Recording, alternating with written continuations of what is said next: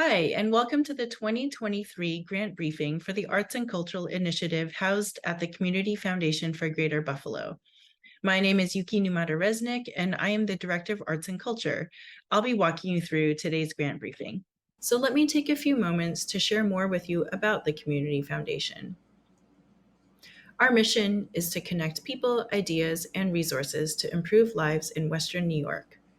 Here on this map, you'll see the 8 counties where we focus our work. However, for my friends in Monroe County, don't worry, you are in the right place. You will see yourselves reflected on the map in a later slide. For me, I think a lot about this word connecting because I hope to grow my role into a centralized place that does connect all of us doing arts and culture work in Western New York. Our vision is a vibrant and equitable Greater Buffalo region where every individual thrives. We have 4 community goals. Number 1, to achieve racial and ethnic equity.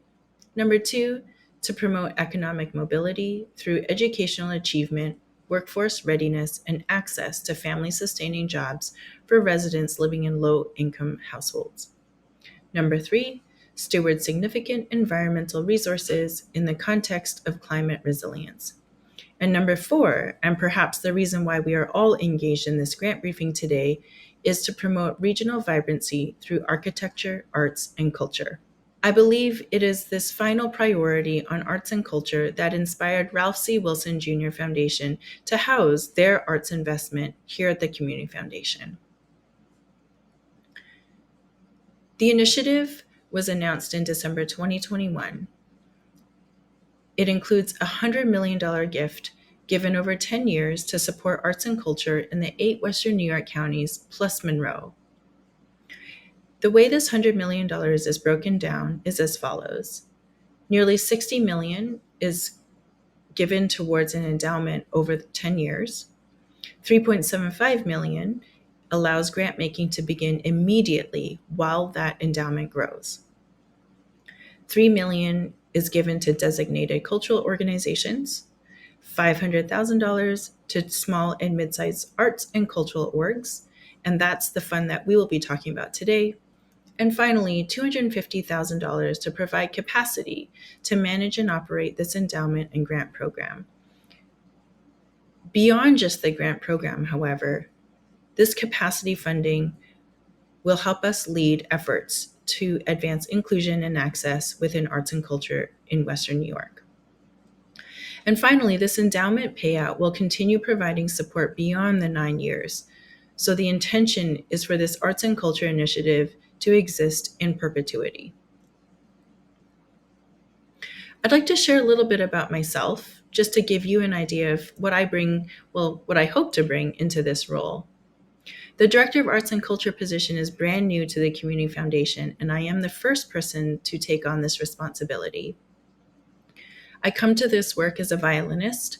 For my Monroe County friends, I spent 5 years at the Easton School of Music. And then when I moved to Buffalo, I took on the Assistant Professor of Music position at the University at Buffalo. While I was there, I sort of fell into co-founding Buffalo Stringworks, an organization that is focused on social change and music education. And I was the executive director there for 5 years. After my time at Buffalo Stringworks, I took on this current position at the Community Foundation for Greater Buffalo.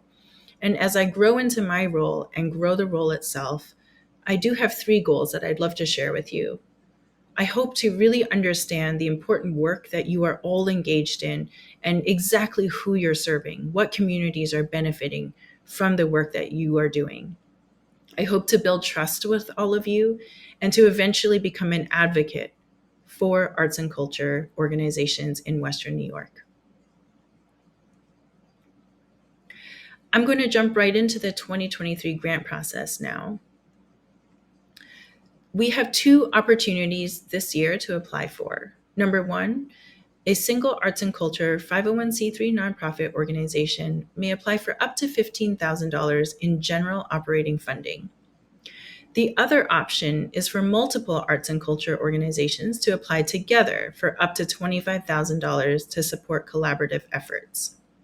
At least two collaborators must be arts and culture organizations. Let's go through some of the eligibility rules. Arts and culture must be core to the mission of the organization. We do make exceptions in rural counties with limited independent arts and culture orgs. For example, if you're a YMCA working in a rural county and you're offering music lessons, you may be eligible for an exception if you can make the case that for the communities you're serving, there is no other arts and culture org that could possibly provide these services. You do have to be a 501c3 organization. However, fiscal sponsors are acceptable. The fiscal sponsor does not need to meet all the criteria, but you do as the underlying organization.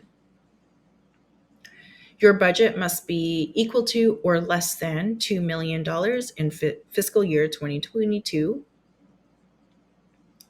Applicant organizations must do business in one or more of the 9 counties. Monroe County, this is where you do see yourselves on the map. And finally, the 13 organizations named by the Wilson Foundation receiving direct yearly funding are not eligible for this fund. Let me provide a little bit more detail in terms of the collaborative opportunity. The primary applicant must fit all the eligibility rules that I just mentioned. The primary applicant is the first applicant listed on the application. And if you do receive funds, then the funds will be released to you as the primary applicant, and then it's your responsibility to disperse that to partners. This being said, please do consider grant writing responsibilities.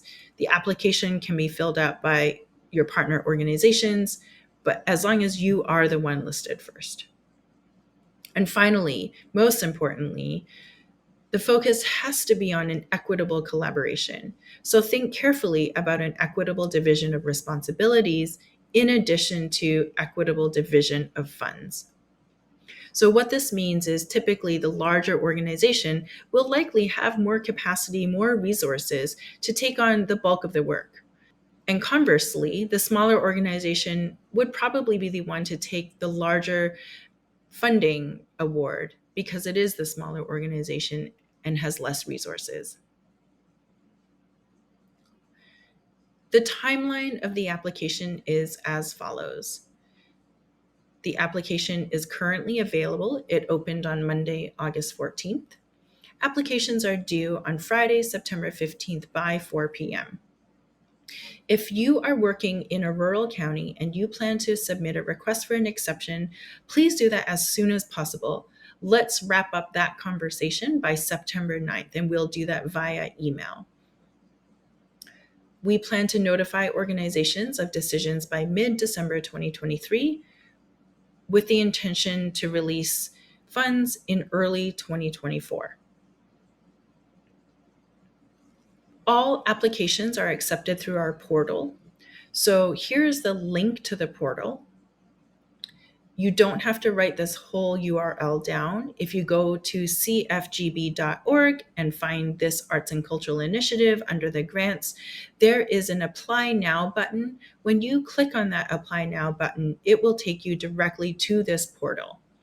The screenshot below shows you what you will see when you click on that Apply Now button. You do need to have an account to apply. If you already have an account, use your existing email and password. If you're new to us, go ahead and create a new account. I know that with staffing changes and board changes, that email addresses and login information, they may get lost in any kind of transition. So please feel free to reach out to me and I can help you sort that out. Please do not create a new account if you already have one. And now we're going to jump into the most important part, which is the evaluation rubric. I'm going to click here. So here we are on the Arts and Culture Initiative webpage, which can be found at cfgb.org. We're going to scroll all the way down. And we're going to locate evaluation rubric. And we're going to click on here so that we can dig into that. So here we are in the rubric, and I'm going to walk through this rubric in pretty good detail with you right now. For both Gen Op and collaborative applications, please remember that preference will be given to community-led organizations that are centered in the community. I've received a few questions about what exactly does this mean, so let me help to clarify now. As nonprofit organizations, you've identified a need in your community that is not currently being filled by our existing institutions, our government, schools, for example. And so the work that you do is so important because you are filling an opportunity gap. Your community is better off because you are providing a service that they cannot access otherwise. So help us understand what exactly that means. Being centered in the community, that means that the community perhaps has voice in your programming, that you might be asking them, what do you think? How should we adjust our programming to better serve all of you? Being community led means that there are members of your community served in your organization. Perhaps they're volunteers, perhaps they're staff members, perhaps they're board members. So, how is community voice part of your organization? How are they influencing programming to policy? That's what this application is really going to focus on. I'm going to start with our Gen Op application, but for collaborative organizations, a lot of these questions do apply to you. So stay tuned with me, hang in there, and I will let you know when there's a question that does not apply to you. So, number one, your mission. How do you serve your community and your programs?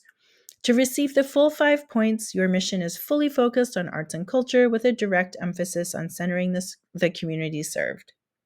Your programs are fully aligned with arts and culture, again with that emphasis on community. Please note that if your organization has received the approved exception, this arts and culture mission focus is not required and you will not be penalized. As I go through this rubric, I'm only going to be talking about the full 5 points. And so you have the opportunity to dig in on your own time to look at the full range of 1 to 5 points. The next question focuses on defining the community that you're serving, plus a detailed description of demographics. So to receive the full 5 points, your community is clearly defined. You know exactly who you are serving. Your organization provides a full and detailed understanding of the community served within the greater context of your community. So here's what that means. For example, you might be serving A and B communities. Perhaps you could provide zip code demographics of A and B communities and then compare that to how they represent directly within your organization. The next question is about leadership, so the board and senior staff, and also how your staff work to represent the community. Full 5 points, you're 100% reflective of your community served. You're always working towards maintaining and deepening this commitment.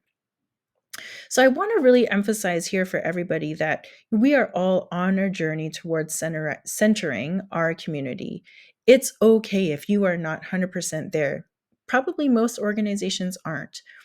And you would still have a very strong application if you can let the panelists know, all right, this is where we have been, this is where we are today, and this is what we're moving towards. This is how we want to get there. Here are the steps that we are taking right now, and here are the steps that we want to take as we grow as an organization. How do you work towards centering the community or audience served? Full 5 points. That community input influences all aspects of your organization from governance to programming. And again, we're all on a journey, so let us know what that journey is. The final question for Gen Op. For collaborative applications, this does not apply to you. So for Gen Op, the final question is about fund development. And let me provide a little bit of background as to why I'm asking this question. I've sat in your shoes or in your chairs for many years. I have filled up my own fair share of grant applications, and often we come across the question about sustainability. And I found that question hard to answer in the past. And so, as I was crafting this application this year, I realized that what I think we're really looking for as funders is how are you sustaining your organization, as in, how are you powering it from day to day? What are the resources that you're bringing into your organization to really make sure that you can continue to do this work? So let me dig in a little bit more here. To receive the full 5 points, the organization has a detailed fundraising strategy from at least two sources. You're acting on a combination of clearly defined monetary and non monetary goals. And finally, you have a detailed fund development plan and specific dreams for what you could achieve if you have more capacity. I know that this question is probably a little bit unusual, so let me provide you some examples. Here are some examples of revenue sources: number of volunteer hours, individual donations, ticket sales. Here is a monetary goal example. We plan to raise X amount of dollars from event Y through ticket sales and a silent auction. Here's a non monetary example. We plan to increase our social media engagement by participating in 2 social media marketing workshops. We have signed up for Z workshop and we're searching for one more before the end of the calendar year. So, the point I'm trying to drive home here is yes, fundraising can be about dollars and it probably should be. However, it's not all that revenue is. Revenue absolutely includes volunteer hours, in kind donations, some of the strategies that you have beyond just a dollar amount. For example, a development committee on your board. Maybe one of your strategies is to expand your committee. Maybe another strategy is to expand your volunteer base. All of these contribute to your fund development plan. And a final point about this question: yes, in the short term, it is about your grant application, but in the longer term, your answers here will help me as Director of Arts and Culture think carefully about what resources we can bring into our sector so that we can become stronger fundraisers. And I'm going to scroll down now to the collaborative application. Again, a lot of these questions are similar, so I will only address the ones that are different from the GenOp application. Describe the collaboration and its short and long-term goals. What is each organization's role in reaching the shared goals? For the full 5 points, the collaboration is clearly stated with details. You have short and long-term goals, and you're very clear on what those are. Each organization's role is clearly stated with details, and each organization is contributing equitably.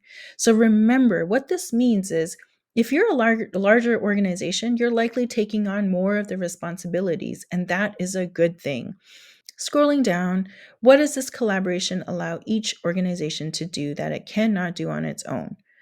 So, full 5 points here is all of the participating organizations are significantly benefiting, and you're letting us know what are those benefits. And we're going to jump down to the final question that's different from Gen Op. That's the budget. So, the collaboration application does require a budget. For the full 5 points, be sure to provide a complete collaboration costs and that those are clearly detailed. The funding should be allocated equitably. So, again, if you are the larger organization, most likely you'll be taking less of the funds than the smaller organization because, as a larger org, you're probably better resourced, better staffed, and just have more capacity. Finally, the budget will have individual line items that are clear and your totals are accurate. So now that we've gone through the rubric, we're going to take a peek at the 2022 stats from our first year of the Arts and Cultural Initiative. We received 116 submitted applications. We were able to fund 75, 29 were fully funded, and 26 were partially funded. So I share this information with you because, yes, this will be a competitive process. So I urge you to take a really deep dive into that rubric and think carefully about how your organization is represented in your narrative. A few FAQs. Can my organization apply for both the operating and collaborative grants? Not this year. Who will evaluate the grant application? A group of panelists representing peer arts and culture organizations within each of the 9 counties will review applications and make funding recommendations. So, a little background here. In year 1 of the Arts and Cultural Initiative, the Community Foundation did a number of listening sessions. And what we heard loud and clear was that organizations wanted peer arts and cultural administrators to be the ones reviewing applications. It didn't feel great to have a program officer in an office not necessarily knowing what all of you do solely be the reviewer. And so we heard your feedback loud and clear, and that's something that we are continuing in year 2. For the collaborative grant, do all partners have to be arts orgs? At least 2 must be. Will the fund consider a multi-year request? Not this year. My organization is based in a rural county. How do I request an exception? So be sure to write to me at wilsonarts@cfgb.org and explain the unique circumstances in your county. Please write to me as soon as you can. I'd love to get all of our back and forth over email completed by September 9th. Is there an allocation of funding by geographic region? Not this year. And finally, will partial grants be considered? Yes, as necessary. We want to provide as much support as we can to as many organizations as possible, which is why partial grants will be considered.